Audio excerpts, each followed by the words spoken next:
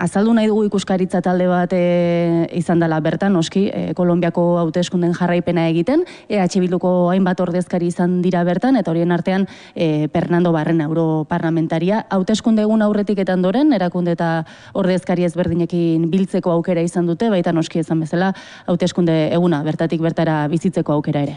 Ari garaipatzen, ezkerraren garaipenak eta herritarrengan sustengua lortu duen populismoak ere, uribismoa, hirugarren postura eraman dutela nolabait, lorpen historikoa hori, Fernando Barrenaren esanetan, baina dio, bigarren itzulira begira, uribismoak jokalezaken papera kontuan hartu beharrekoa dela. Uribismoa oso ikututa adera da azkeneko hauteskundetan, ez? Uribismoak apostu egin zuen Fikoren hautagaitzaren alde, eta hautagaitza hau ez da bigarren atera ere, hirugarren gelditu egin da, eta dagoeneko Fikok eskatu egin die bere jarraitzailei Rodolforen kandidaturaren alde egitea. Rodolfo hau, gizon hau, orain dela hilabete bat, guztiz ez ezaguna zen Kolonbiako politikan, ordezkatzen du eskuineko populismo bat, esango nuke zerikusi handia daukana Trumpen garaian Hego Ameriketan zabaldu egin zen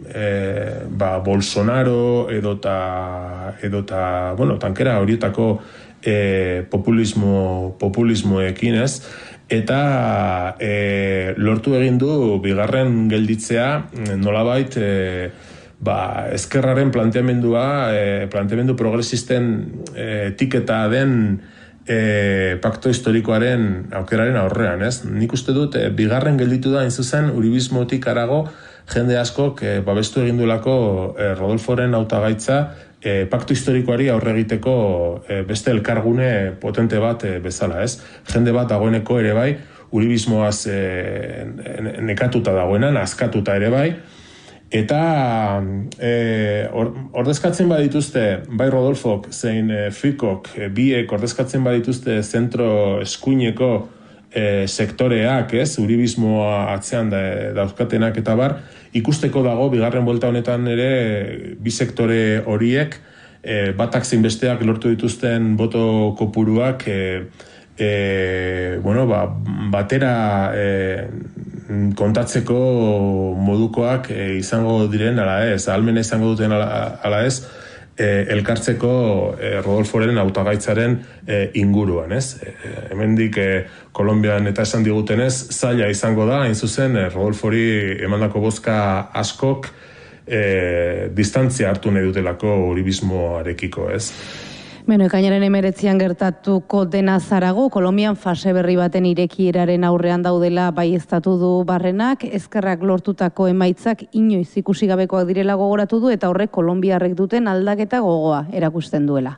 Ekainaren 19 bigarren bueltan gertatuko denetik harago, fase politiko berri bat irekitzen ari dela Kolonbian, ez? Emaitzek horrera apuntatzen dute, pakto historikoak uneko 40aren bozka lortu egin du hauteskunde hauetan, eta hori guztiz emaitza inedito da, ezkerreko talde batentzako Kolonbian. Gogoan izan behar dugu, Kolonbiak arrazoi baten edo besteagatik ez duela aukerarik izan azkeneko 50 urteetan, hemen Hego Ameriketan izandako olatu ezkertzaleren batera edo igotzeko, eta beraz, esan genezake, Kolonbian badagoela gogo bat oso zabaldua aldaketa baten beharraren alde, ez? Hori nahiko nabarmena da. Eta hor, esfortzu historiko ikaragarria egin da, pakto historikoaren inguruan, indar ezkerrekoak, aurrerakoiak eta bestelakoak elkarrekin hartuta, aldaketa hori bideratu ahal izateko, ez? Beraz, nik uste dut, zeiten ari garela, oso notizi onaz, eta espero dezagun, horrek guztiak konfirmazio izatea ekainaren 19an, eta benetan aldaketa gogo horrek aurkitzea gobernu berri bat, pakto historikoak, Petrok eta Frantziak gidatuta, benetan Kolonbiak behar duen aldaketa oso hori. Erronka itzela da, EH Bilduko europarlamentariak dio erronka handia duela noski paktu historikoak, bigarren itzulira begira, sektore askotara iritsi beharko du Petrok, presidente kargua eskuratzeko, positiboak izateko arrazoiak badaudela uste du Barrenak. Momentu honetan aldaketak ematen ari dira oso nabarmenak. Baina edozein kasutan pakto historikoak bigarren buelta honetan erronka handia dauka. 40% hortik gora joatea abstentzioaren poltsetatik eta gazte sektoretik konfidantza erakarrita, horiek dira bere erronka nagusiak. Eta azken finean, atzoko Petroren diskurtsoan, balorazioa egin zuenean, aipatu zuen bezala, konfidantza erakutsita ezkerrekoak edo aurrerakoiak historikoki izan ez diren sektorekiko, enpresa munduarekiko eta barrekiko, hain zuzen, pakto historikoak dakarren filosofia horren anitza izanik.